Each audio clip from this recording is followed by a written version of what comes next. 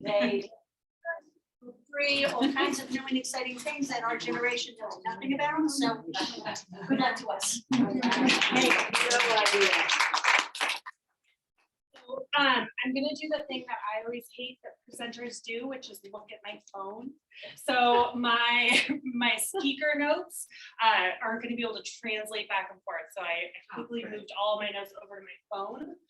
So I apologize in advance. But I thought before we kind of got started, it might be interesting to just take a quick little poll and understand where everybody's literacy is on the crypto space. All right, so you've heard of cryptocurrency, raise your hand. I've heard it. Okay, we got it. Bitcoin, right? Okay, keep your hands raised if you have heard of blockchain. What? Blockchain. Okay, how many of you have heard of Web3? Web 3.0. Only from you at that party at the So I kind of blow people's minds when I start to tell them that we're actually all in Web 2 and we are all moving to Web 3, whether we know it or not. So we're going to talk a lot about what all of that stuff is. Any crypto owners? Anybody own any digital currency? My nephew does.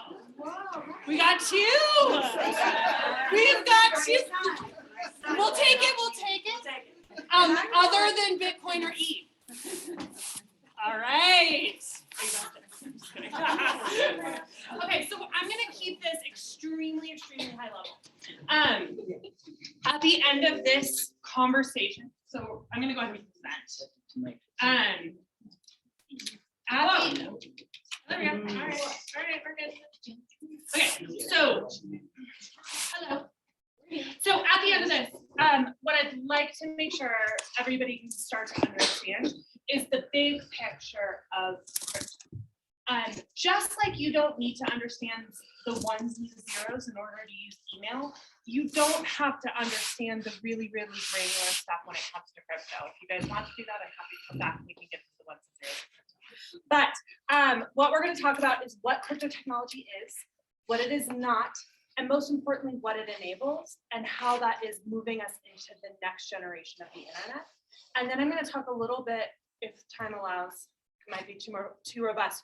I'm going to move into Braintrust, the company that, or it's not even a company, the organization that I contribute to. It's all nomenclature that is important, as a use case, as an interesting application of this technology, of how it's being used in real world. And what's interesting is we're really in this new place of crypto is becoming a thing that we can all start using and enjoying, whether we understand it or not. And so we're really at the precipice of this. Crypto is brand new. We are all building this rocket ship as it is launching. So if you don't know the language, if you don't know the nomenclature, I barely do myself. And I've been in this for a while. So I'm giving you all permission to say, like, wait, let's back up. What's that term? We'll go into it and we'll try and just scratch the surface. And at the end of this, you're still going to know more than 80% of the people out there now. So you're in good hands to start to understand. Okay, so I thought this might be kind of fun. What my friends think I do when I tell them I work in crypto. They think I gamble with fake internet money all the time. I don't gamble. What my parents think I do, they're pretty sure I'm a crypto day trader. When only in Bitcoin. I don't touch Bitcoin at all. So Bitcoin, this is a symbol for Bitcoin. I'm pretty sure I'm a day trader. What the government thinks I do, pretty sure they think I'm in a deep, dark basement, type in away really quickly. IRS, I don't do this. And then what a lot of people think I do is print money, and I don't. So this is not what cryptocurrency is not about making money necessarily. It's a facet of it.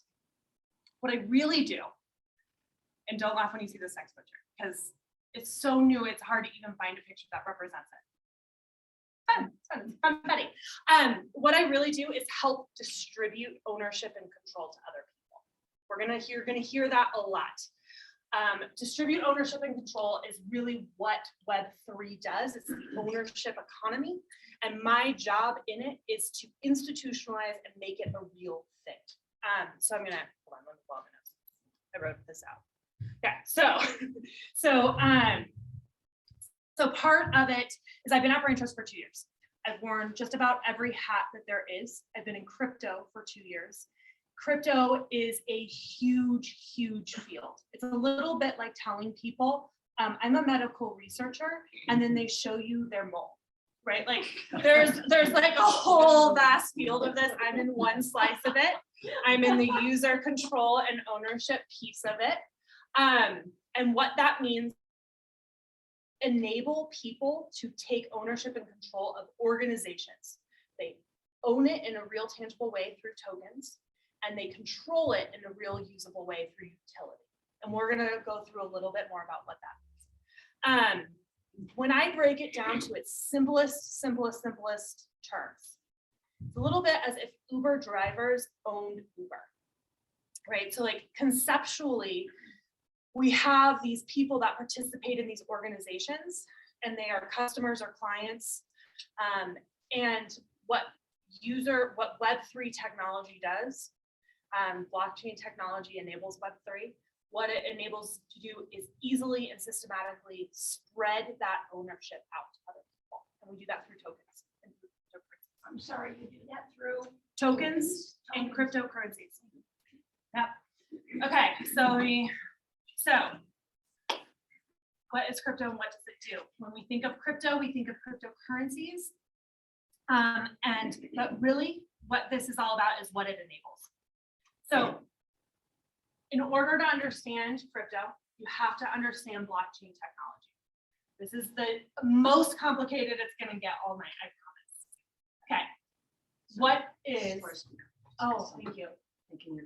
Thank you. So what is it? So the first thing that it is it's a verifiable ledger. That means we're all going to go out to dinner. I'm going to pick up the tab because I'm very, very generous. You all are going to owe me little bits of money.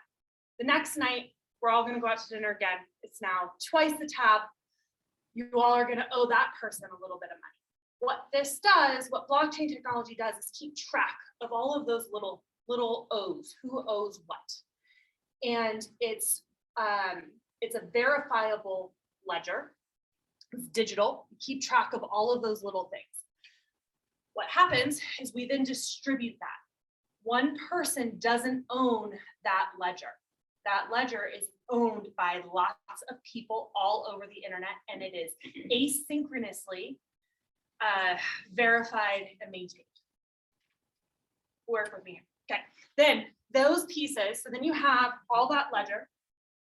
Okay.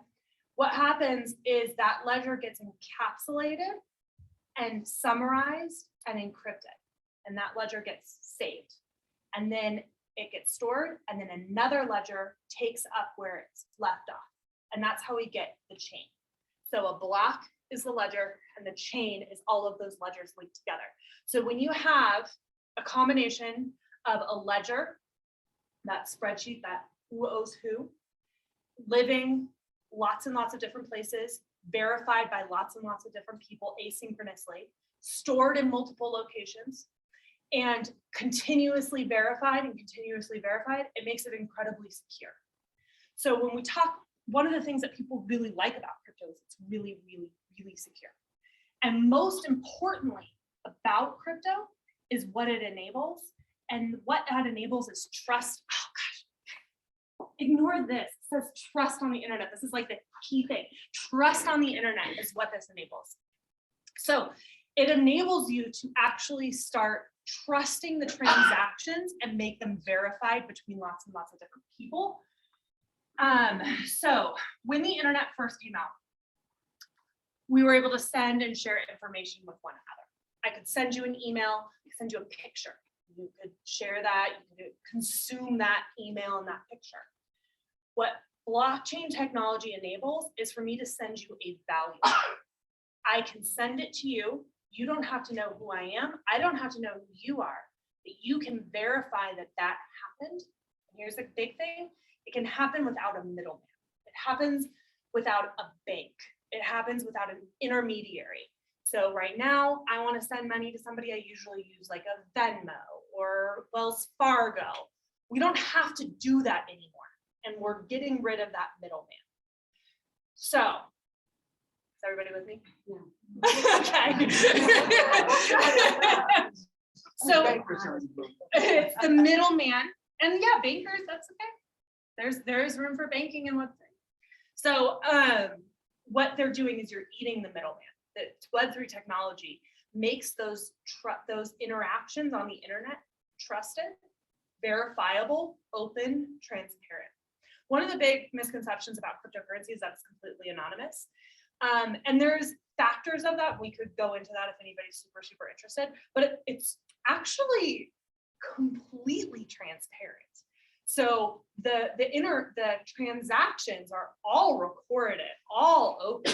What's difficult to connect are who actually owns each connection. And those are wallet addresses, but that's kind of a different topic. But that's kind of an interesting. There's a question over there. Yes. How do you get money?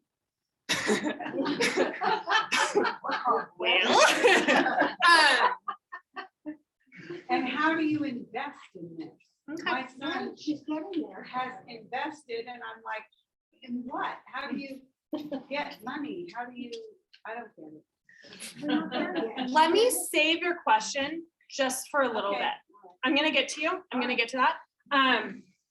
But I want to step back because I think it helps to put what Web3 is doing in the broader context of the internet.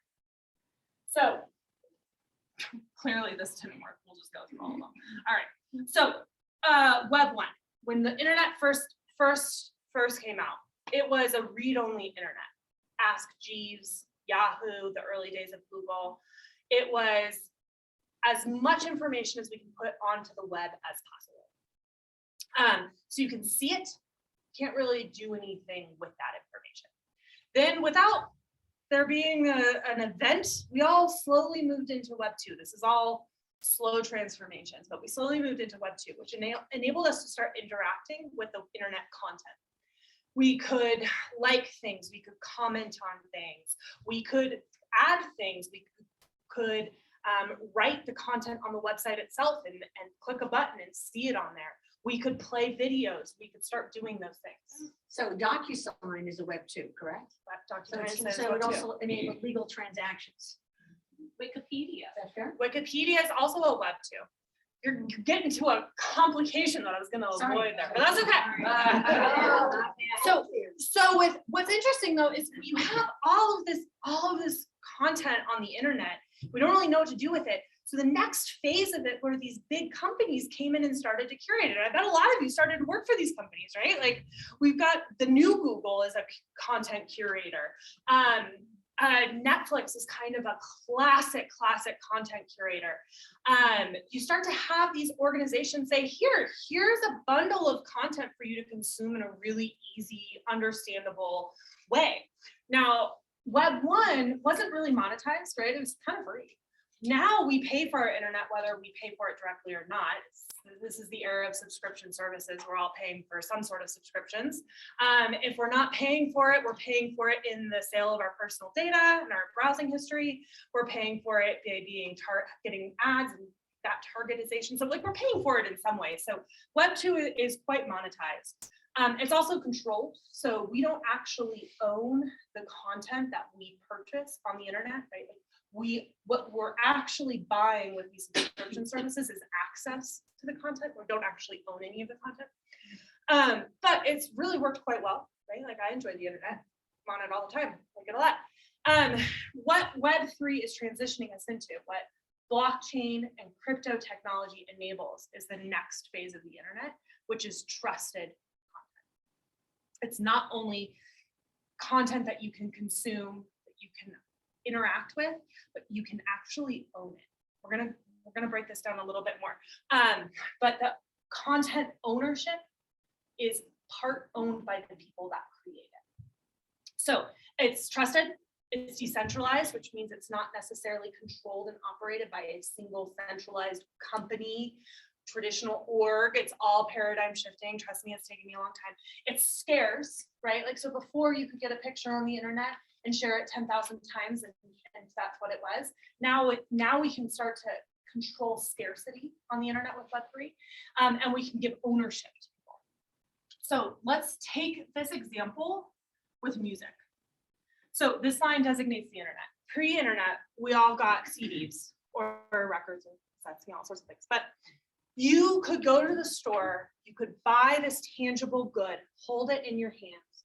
You didn't have to buy a specific boombox to play it. You could play it on any boombox. You could lend it to a friend. You could copy it. You could sell it even.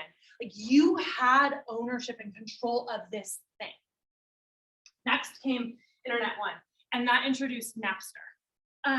And that was a non-scarcity music content. We all remember Napster. Okay. You could download MP3s. You had to have a player to play it. You had to have a specific MP3 player, but not too bad. But you could, there was no scarcity to it, so you could copy it, share it, download it a million times, share it with everybody. And what ended up happening is the people that were creating this content weren't getting anything out of it. So stealing a little bit. Next came iTunes, and they said, hey, we're gonna let you buy this song. Well, yeah, you can buy that song, but what you're really buying is access to that song, right? You don't own that song. You couldn't give it to a friend.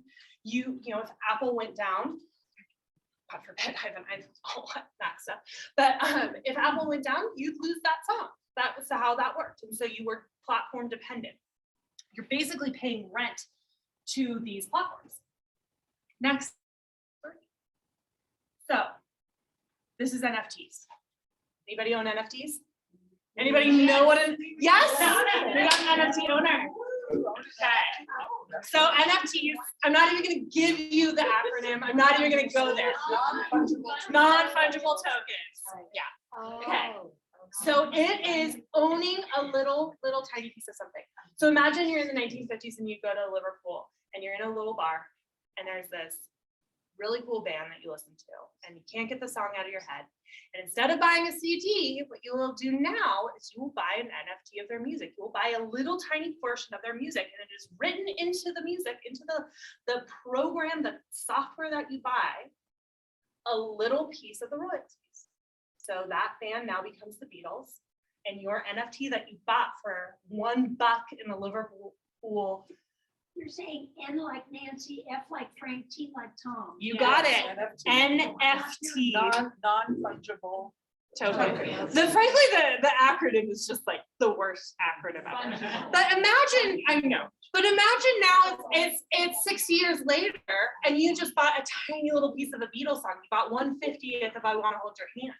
And you now get all of those royalties into perpetuity because you own a little piece of it. We can do that with Web3 technology. So, it's just cool for Paul McCartney, right? But like, imagine you're a nobody just getting started and somebody believes in you and they want to contribute and essentially invest in you. They can now do that without a middleman. They can do it directly, trusted, quickly, cheaply. So that's what Web3 is. I'm going to pause. Any questions that I can answer at this phase? Yeah. What's like farm life in Second City for those Web3? Yeah, so you're talking about a gaming side. But a long time ago, where you buy neighborhood. Those are not Web3. Those would be Web2. That I think Zynga owned what Farmline, if you remember, this is a centralized company.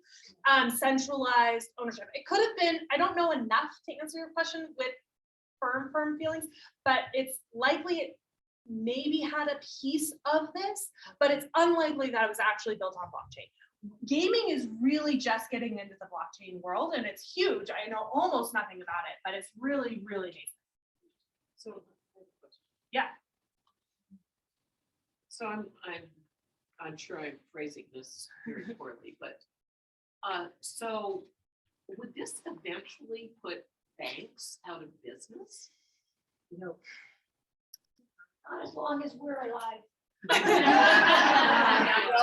was going to ask about the executive order today. Yes, I haven't actually I've read heard articles about a it. number of reports. So do I think banking is going to go away completely? No, I think what Web3 will enable is banking in a different form. So one of the things, and you'll see this on the next slide, that Web3 actually enables is more efficient transactions without the use of the middleman. There are still banking applications of Web3 technology. Do I think Wells Fargo is going to look the same in 20 years as it does today? No, I really, really don't think so.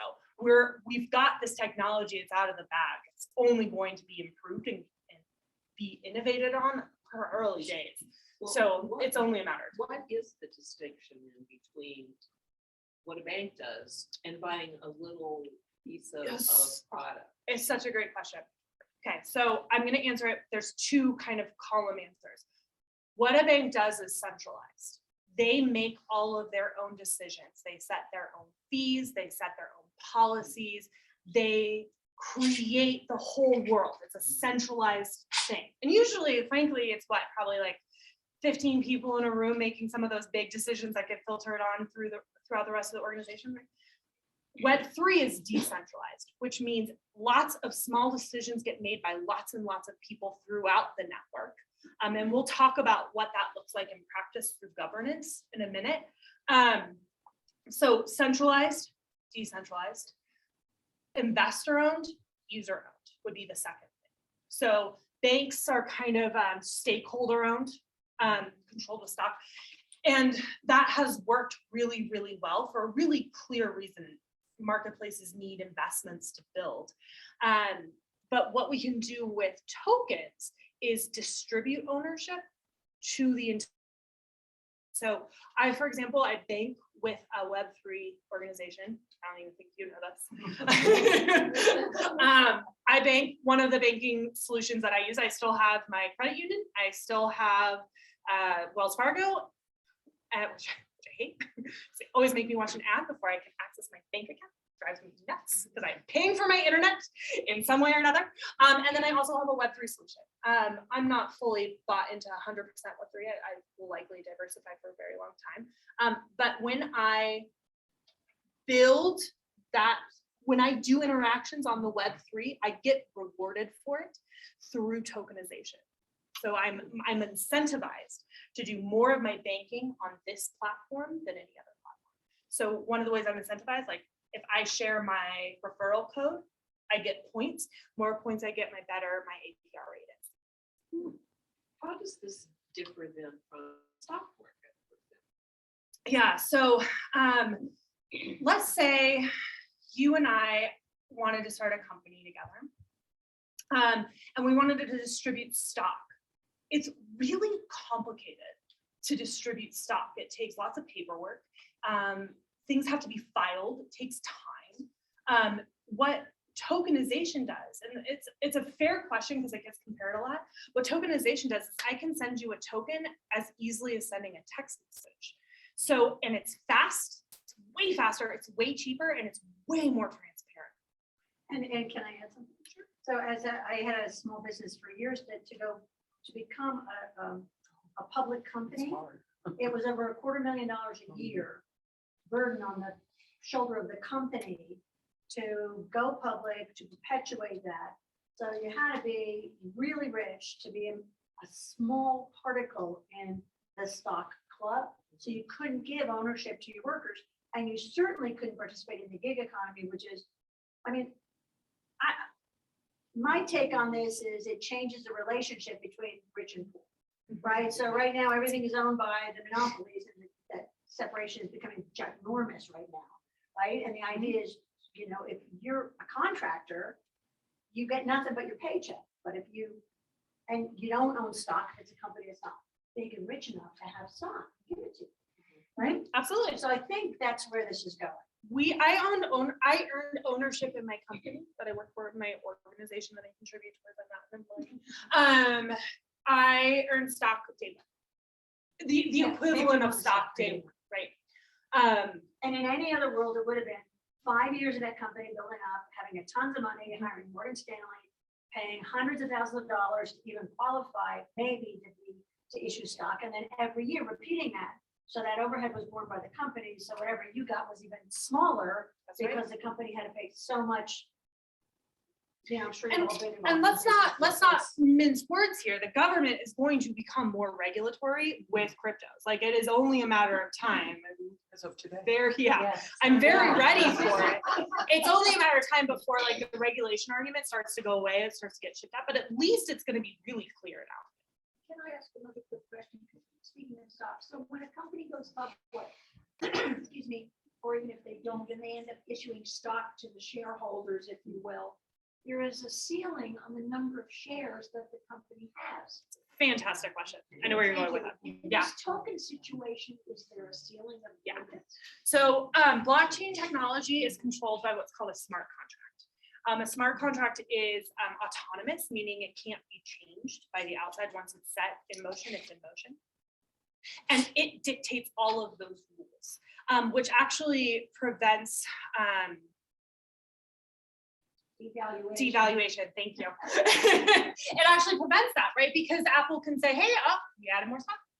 And then it devalues the existing stock price. So that can never happen with smart contracts that are written to prevent devaluation. You could write a smart contract to enable it, but it can never can't be changed. There is unless it gets voted on by a majority of the community, which we'll talk about. The community of owners. So community of owners. Like What are the shareholders. biggest concerns about cryptocurrency and why does it move that the cash money?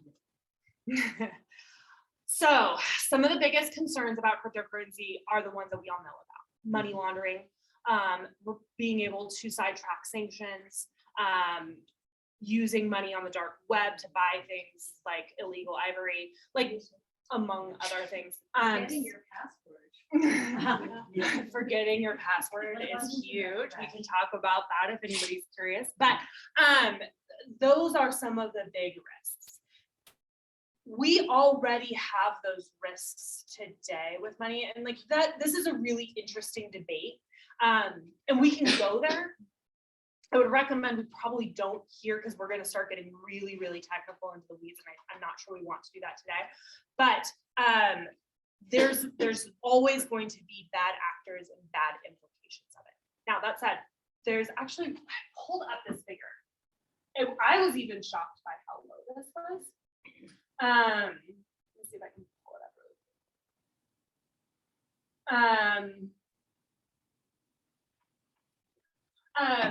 I want to, it's under 1% of cryptocurrencies that are being used for nefarious reasons. So there's an organization. I was even shocked by that, just because it was mostly used for that reason at the very, very beginning, and slowly being adopted. So we are seeing, seeing people use it for nefarious reasons, and we're also seeing more net positive out of it. Okay, so if you could enable trust in a more meaningful way, what could that enable on the internet? So you're going to see things that already exist, but they can exist in better, faster, more meaningful ways. So like exchanging and trading currencies, which is Bitcoin, day trading. It's not what I do, but that is enabled. You can own art and verify its authenticity. So you can trace back to origins. Super interesting. You can even pay royalties to the artist. So I buy a piece of art at a gallery for $400. I then sell it for $800. The artist doesn't see that profit, only I do. Not true. You can pay people on the other side of the world without having to know who they are. Don't fall for that. Don't send them money.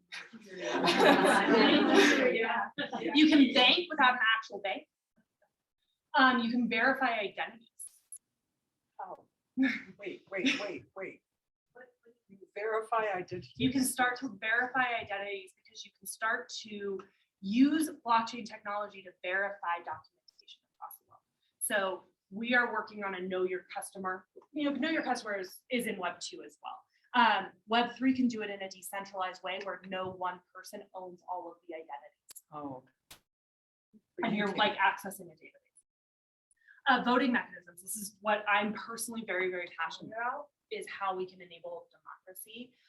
And not necessarily in a true political science governance way, but how we can enable a free flow of ideas and make it frictionless and easy for people to vote on small things in organizations. I don't know if anybody saw these articles, but you could collectively buy the US Constitution. Anybody see these? Does anybody know what I'm talking about? Okay, I tried. It failed. But what happened is one of the constitutions was up for auction. It's super, yeah, so it was up for auction. And One of the documents. one of the actual physical documents was up for auction. A group of internet people, myself included, we all contributed money collectively into a wallet address and bid at Sotheby's. Lost. It was a really cool party trick. You can find work and hire people in a much more meaningful way. So yeah, we have Indeed today. We have Upwork, Fiverr. Are you guys familiar with Upwork?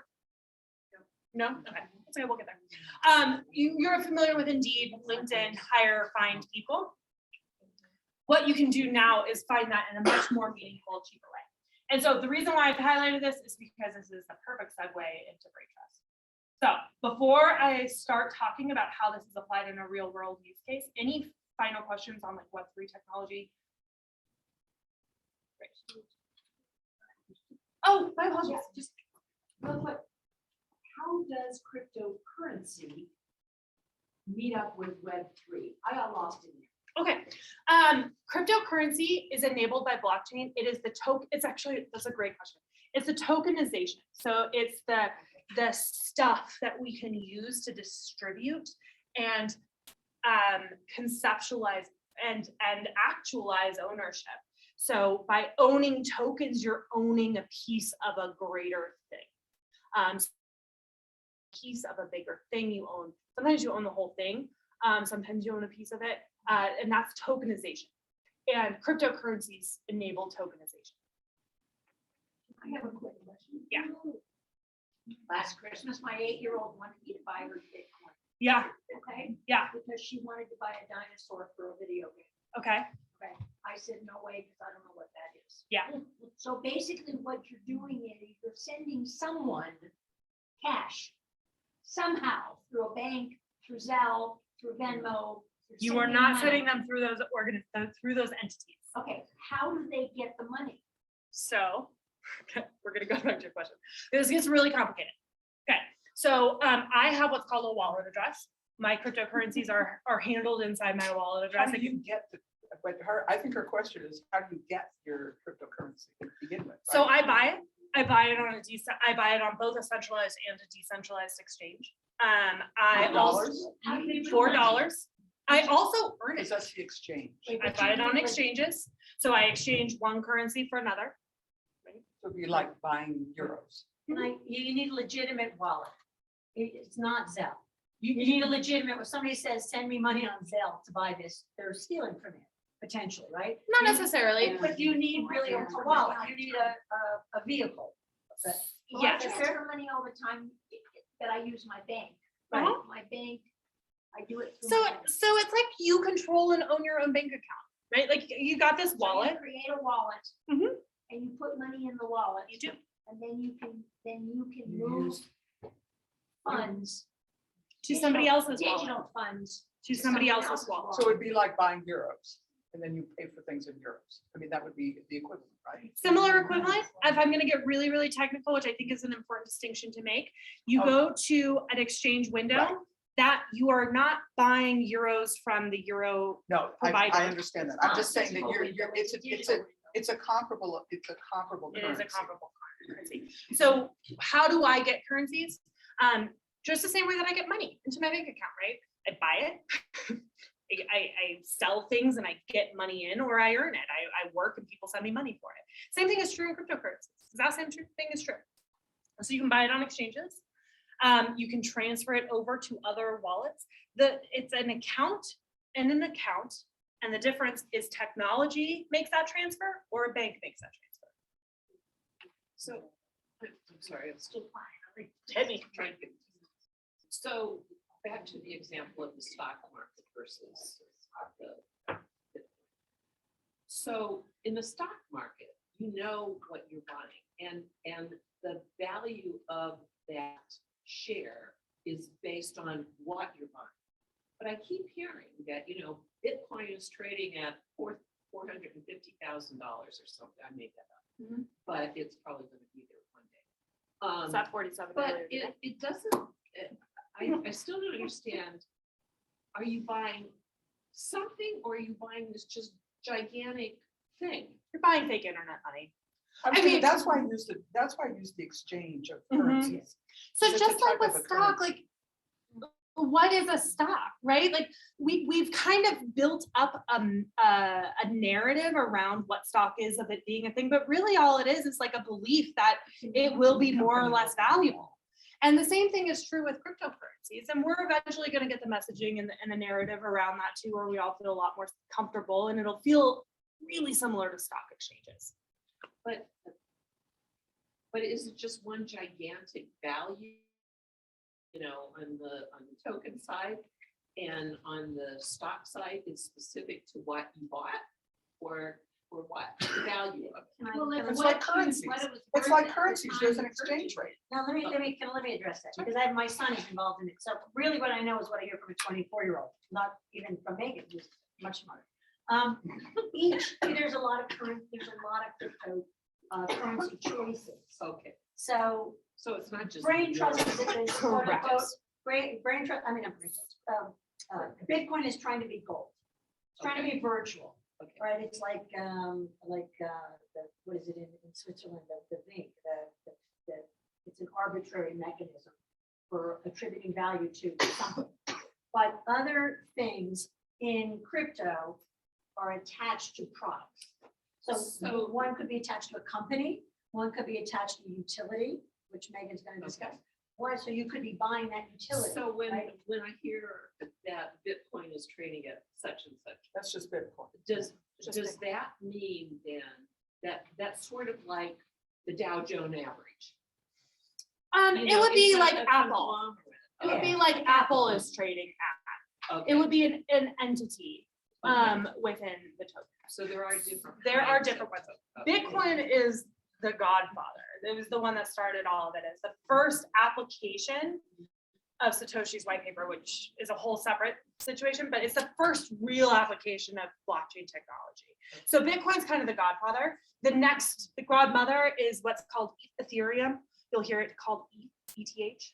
And that's kind of like the next big one. And then the rest are all called altcoins.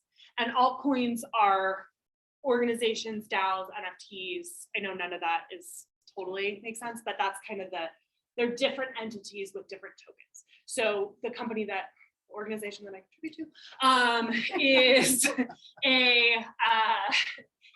we have our own isolated token. I'm sorry, I'm not sure I quite understood the question yet. All right, so let's talk a little bit about what Braintrust is. So I'm going to go back just to reground us here. What can change technology enable trust on the internet? One of those places where trust on the internet can be applied is hiring workers, finding work. So how many of you have worked in marketplace technology? Anybody who worked in like a marketplace? Okay, so the common marketplace dilemma. So you have two-sided marketplace. You are the connector between the need and the want. So you have to fill this side of the marketplace and this side of the marketplace. You have to do that in a way that's balanced so that neither side is lopsided or out of balance. And in order to do that effectively, the way that you do it is just get a ton of investor money and you fill it up, kind of inflate it. You dangle all sorts of interesting carrots. You throw incentives at them to build your marketplace up very, very quickly. It's called the marketplace dilemma. Now, you've now taken investor money to do that. What happens? Okay, things have balanced out. We're making money. The way that you now, who are you beholden to? You're beholden to your investors who want to make something back out of that investment that they made in this marketplace. This is, so what do? You remove the incentives, you shrink your overhead, you increase your fees. Anybody get letter from Netflix saying your subscription service fee is increasing? It's because they've run out of customers. There are no new customers to go get. The only way for them to keep making money is for them to raise their prices. Uber has been cutting down their driver take a little bit more every single year. And this is called the take rate. So it is the fees that the network connectivity tissue collects in those interactions. So this is this classic marketplace dilemma, is how do you build a marketplace very, very quickly in a way that is scalable? And the truth is you inflate it with investor money. So one of the things that Braintrust gets asked all the time is like, why do you need this token? Why do you need to do Web3 in order to build a marketplace? And the answer is you don't. You don't have to do that. People have built successful marketplaces over time, but they don't have longevity and they don't scale in the same way, because you get to this point where you're screwed, you're beholden to your stakeholders and you can't make anything more. So what Braintrust does is it uses a token to align incentives. This is terrible. All right, Braintrust. We connect really, really high skilled talent with top brands. So we're working with Goldman Sachs, NASA, Nike, all sorts of amazing brands. We're working with Web2, Airbnb, Etsy, those are classic Web2s. So we are working with these companies, they need to hire people. So we have a two-sided marketplace. We have talent on one side of the marketplace that's looking for work. We have clients on the other side of the marketplace that are looking to hire talent. We bridge that gap. Braintrust does predominantly freelance work and predominantly knowledge workers, which are engineers, program product managers, web designers, web UI UX designers. So it's kind of our initial niche. For 2 years, we've been building that up. We built enabling our community, the talent predominantly, because clients don't care. They're Goldman Sachs, they don't care. By allowing the community to participate and own Braintrust. We did this with our hands tied behind our back because we didn't have the token actually public yet. We just said, we're going to be launching it. We're going to be launching it. We're going to be launching it. And people did it on the hope. So what this enables us to do, we have an incredibly lean company. We're at 50 million any moment now, and we have 30 people. But we have a huge network of contributors that are owning part of the company through their Braintrust token, and they contribute and build it. And I'm going to talk about exactly what that means in a second. So what that does is the technology, the technology that we have cuts out the middleman of like the Ubers of the world. So what we believe this will do is enable a network to grow faster and more scalable quicker. So these are some of our logos. So like this was actually a couple months ago. We got really cool ones. So we've been Braintrust has been around for 3 years. Any startup that is 3 years old would kill for any single one of those logos, and we have at this point hundreds. We're working with a majority of Fortune 100 companies, and the way we are doing it is not because we have some amazing salesperson behind a desk that like knows how to go get these whales. It's because our community has introduced them to us. So they get an incentive for introducing us to those clients. So building the network. So other take rates. So Upwork, which I know we don't really know, Fiverr, we don't really know. These are their take rates, right? Like Upwork is taking 20% of the cut. So a talent is making 100, like the client's paying talent $100. Upwork's taking $20 of that, and the client and that talent only ends up $80. Uber, they're taking 30%. Apple's commission, when you buy a song on Apple, their take rate is 30%. Braintrust is 10% for clients, so the clients pay it, and then 0% for talent. So talent are really interested in joining, and we can keep those fees super low because we're a tiny company. So this is enabled by Braintrust. Braintrust is the name of our token. How many people own Braintrust? One. Mom, do you own any Braintrust yet? Do you have any Braintrust? Not yet. It's okay. We'll get you in.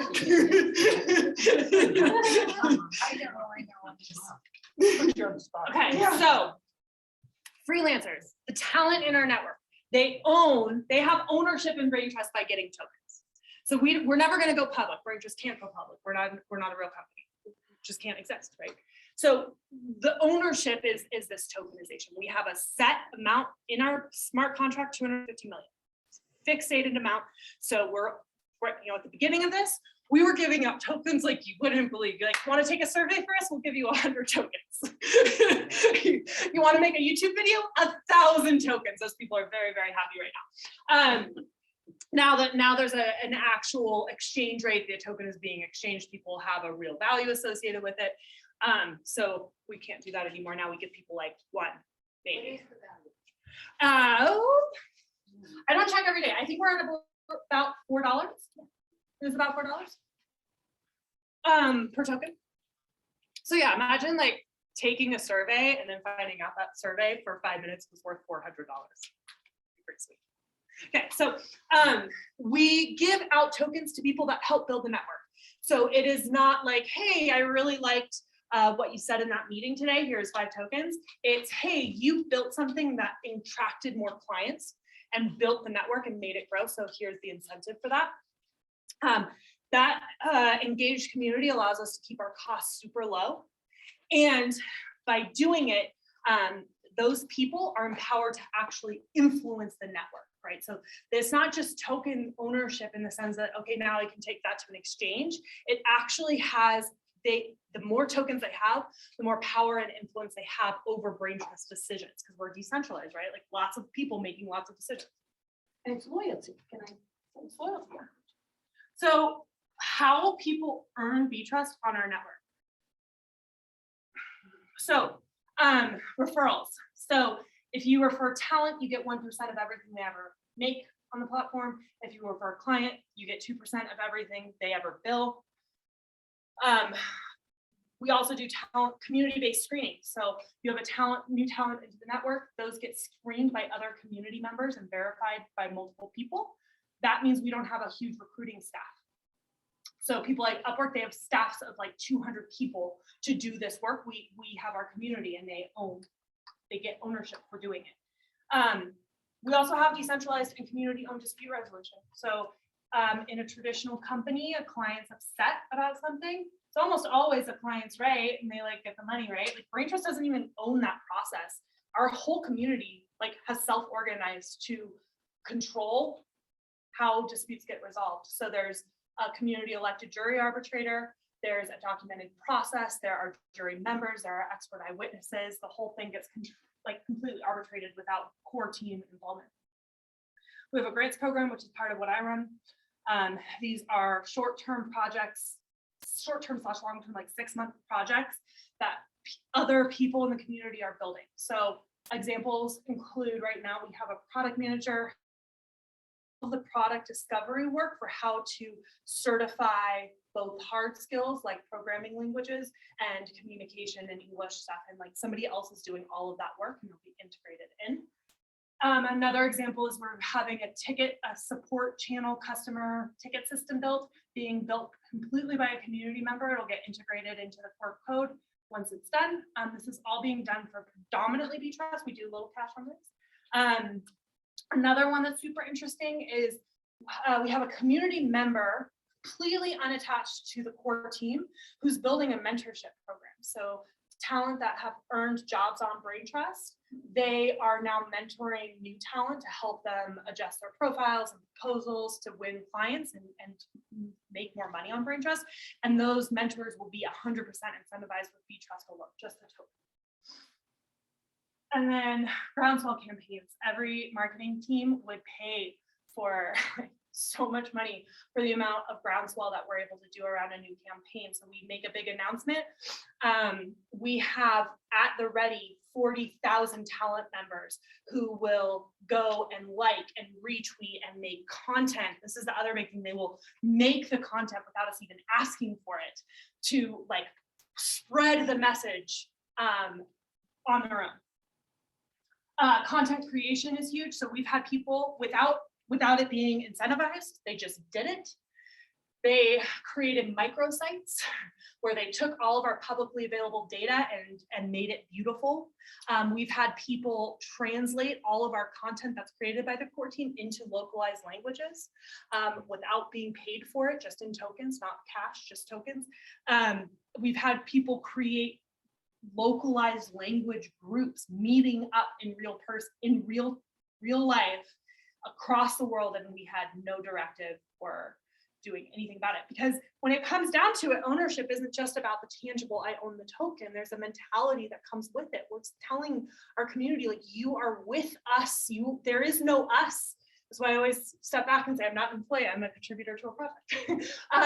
We are all building this together, and that mentality is a huge thing, and it makes a big, big difference. And so what all of these things enable is huge growth, just monstrous overnight growth. Like when we launched our token, we went from 3,000 people to 40,000 overnight. The lower overhead, so like I said, we're about 30 people, desperately trying to hold all of this growth together and like have these incredible community members that are acting like owners and do an incredible job. Keeps the team lean and fixes all of the costs. It enables ownership, so more people can contribute and own the project. And then all of those incentives are aligned. So as Braintrust does better, so do the community members. So it's alignment. Okay, have I lost you all? Have we glazed over? Do I need to like skip through the rest really, really fast? Okay. So Wait, just one moment. I'm sorry. What was your question? So just trying to get my head around this currency you're giving out is Braintrust. How much is there? Because if there's 250 unlimited million. supply, it doesn't have as much value as if there's limited. 250 million. Okay, and that's dollars or that's 250 million tokens. what happens when you run out? We can never run out. Okay, so we can never run out. Okay, That's a finite number. Never know. What is the token worth? $4. Okay, so the reason why we can never run out is because we built this thing called a fee converter. This is actually kind of a mind-blowing thing. So this was proposed by a community member, not a core team member. It was built by a community member, not a core team member. It was voted on by the community. So this has nothing to do with like core team. This was never an initiative. What happens is, so the invoice fee that gets paid by the client, it goes into the fee converter. The fee converter all happens automatically. There's no person pushing a button. The fee converter actually purchases our token on the open market and exchanges. And then that token is sent into our treasury, the DAO, and the DAO is what funds all of these community programs. So the more money that Braintrust collects in fees, the more that we can distribute to contributors. So it's a virtuous flywheel. The tokens go into their wallets. Tokens, yes, they go into their wallets. There is an intermediary stuff, but yes. So then what do? You take your wallet to the grocery store and buy groceries? Essentially, yes. Yeah. So Yes. it's all- Yeah, so like right now you could go get a Visa card. It's not quite a Visa card, but essentially you can get a credit card that allows you to scan at Rayleigh's and you can pay for your groceries in cryptocurrency today. So you can sell it. Concerned that the big government, big brother, eventually is gonna control everything. They're already, the big tech controlling more and more of our lives. Imagine, Lose even little freedom of the cash, right? Is it gonna go away? I don't think cash will ever fully go away. But remember, regulation and control are two very, very different things. The government is always going to regulate it. The government can never control the blockchain. It's autonomous. It can't be controlled by anybody. There is no centralized thing controlling it. I'm sorry. Big tech also wants to regulate and control. Regulation is possible. Control is impossible. Really? Impossible because of the way the technology is built. What big tech will want to control is, I think what big tech will do is the same thing that it wanted to do in Web 2, which is control access. So web tech, crypto technology is really hard to use. It's confusing. We've all been sitting here for way longer than I know I got credit for. But it enables you to it's hard to understand. And so was the internet at first. So was the internet. And so it's going to take some time. And so the companies that are going to win, the ones that are going to get more market share, are going to be the ones that make it easier to use. And so is that regulation? No. Is that control? No, it's actually not control. It is access and ease of access and usability. And so those are the companies that are naturally going to win. So we have to be really careful about our language, because blockchain technology can't be controlled. Remember, it's this autonomous ledger. There is no centralized core controlling it. Bitcoin is not a company you can go work for. It doesn't exist. It's a whole bunch of internet bros that are contributing to a set protocol. So it takes a minute to understand the paradigm shift, but we can't apply the old rules to the new internet. It just won't quite work. We can kind of use some of that to try and start to understand it, but the old rules don't necessarily apply. And trust me, I've been in this space for 2 years. I'm still understanding the paradigm shift. So, was it a year ago or so that us was saying that, oh, maybe people can buy my cars with cryptocurrency, and then they couldn't, and I don't really understand any of that, but if it's a legitimate currency, why did that process move forward? Because so what he was likely doing was inflating the price, right? Like Elon Musk has a lot of influence over people, and so he was likely. It's hard because I don't understand fully what his intentions are. Now we do see things like this of people saying like, hey, Peloton's about to like release something really cool. You should all go buy Peloton stock. It's the same concept, just in a different structure. So it's a little hard to make quite the same parallel lines between the two, but I suspect comments like Elon made will likely be regulated as insider trading. And I think that's fair, right? Like, I think that's a great thing. I think we should definitely be doing that. In the early days of the stock market, we saw the inflation and all that manipulation happen, and it's going to get regulated. But I support it, really do. Okay, go ahead. It comes off to me as a bit of a pyramid scheme. And I maybe I'm reading it all wrong, but we have a room full of educated women. Absolutely. And Just two of them. We're not sure. We'll and figure it out later. It's that hard for an educated population to understand what herd you have of the general population wrapping their mind around it. That's because we're at the early stages of this. So like, remember, we're early days of innovation. And when you're at the very seeds of this and watching things grow, we're still developing the language to understand the applications of it. And so I just ask you not to judge what this technology can do, how we understand it today. We're more of an end state innovation. So we're on this journey, and internet, people, when the internet first came out, people were trying to understand what HTTP was, right? Like, that's what blockchain will ultimately be. It'll be HTTP. We won't care about that because we're going to go to Google and we'll enter something in, and we'll be interacting with Web3 technology, whether we like it or not. So when we have all of those companies that are working with Braintrust, they don't care at all that we are Web3. All they care about is that they can find really great talent really, really fast. That's all they care about. They don't care. They don't own any piece of the company. We would offer it to them if they wanted to, because we'd love to incentivize clients with that, but they don't want it. They don't care. And that's fine. So like, we're going to get there. My point is, like, you're going to be interacting with this technology, whether you understand the roots of it or not.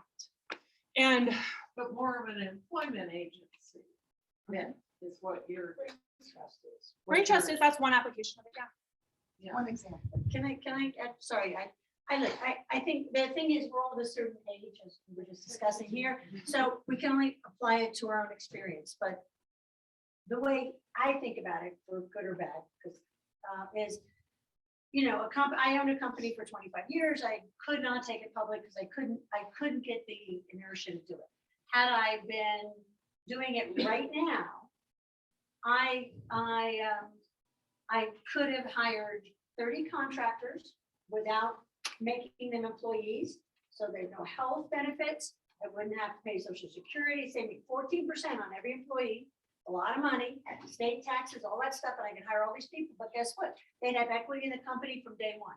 And the equity may be worthless on day one because the token wasn't tradable. But I'm saying I'll bet on you if you bet on me.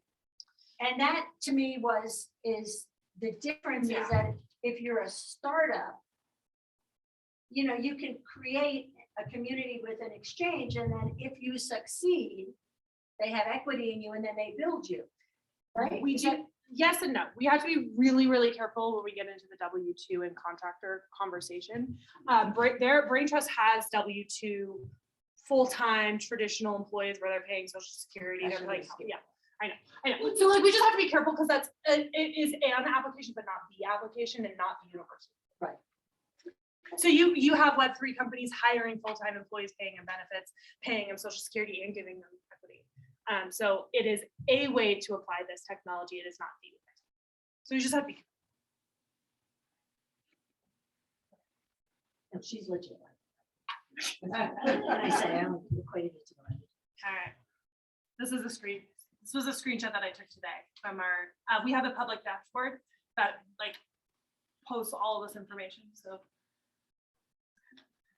okay, so I know we're running out of time. So I'm just going to go really, really briefly, ways that you can use Braintrust.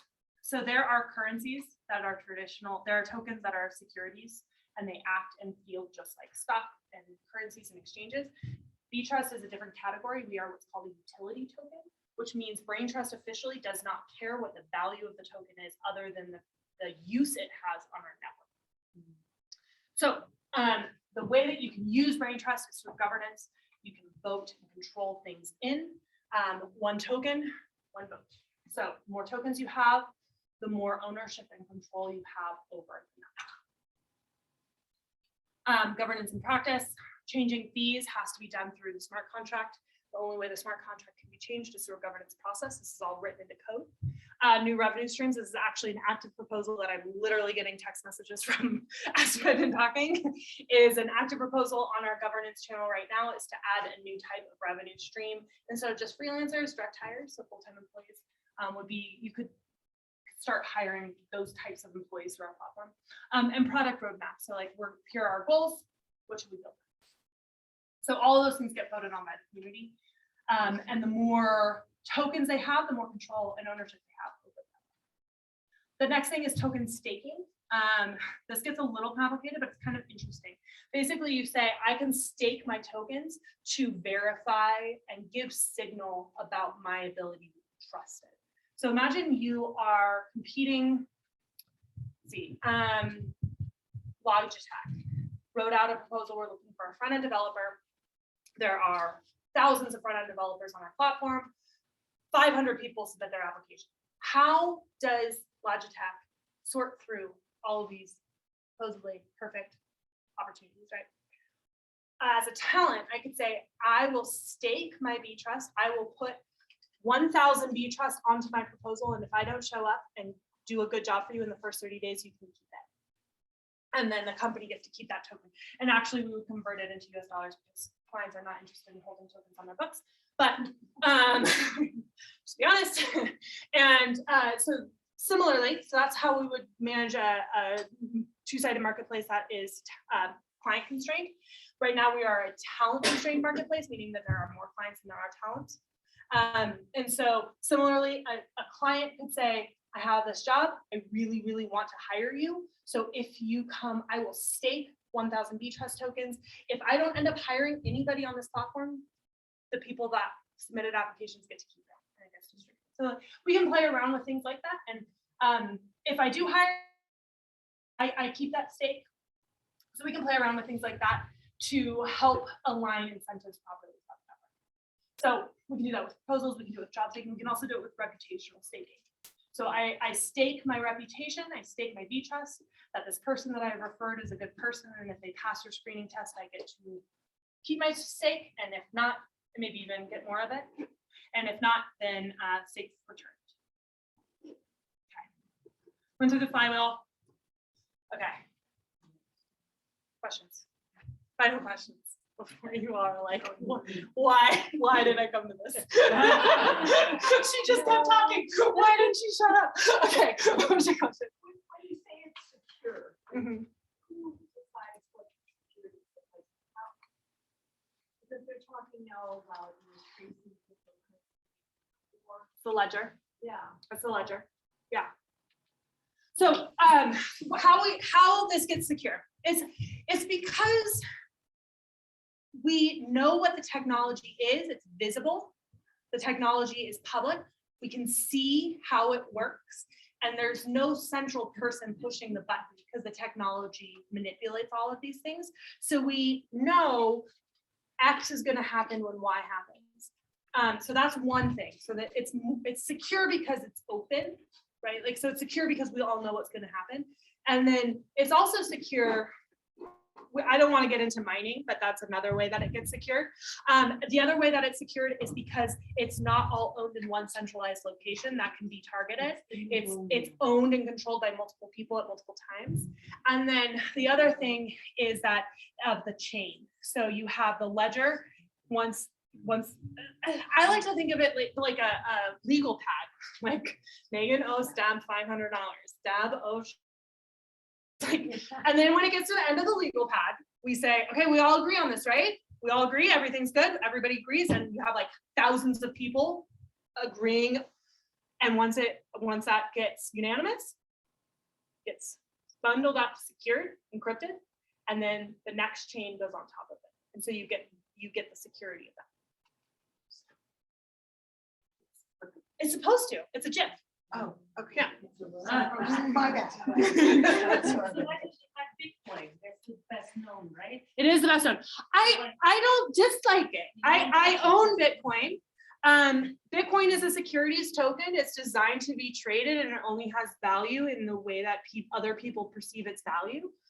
For me, I am interested in Web3 applications for user control and ownership. Bitcoin doesn't do that. And it's not bad. It's just a different facet of crypto. And I'm just really, really passionate about the user control and ownership side. I think what that enables is equity around the world. It levels the playing field. Okay. You guys were troopers. This was a lot.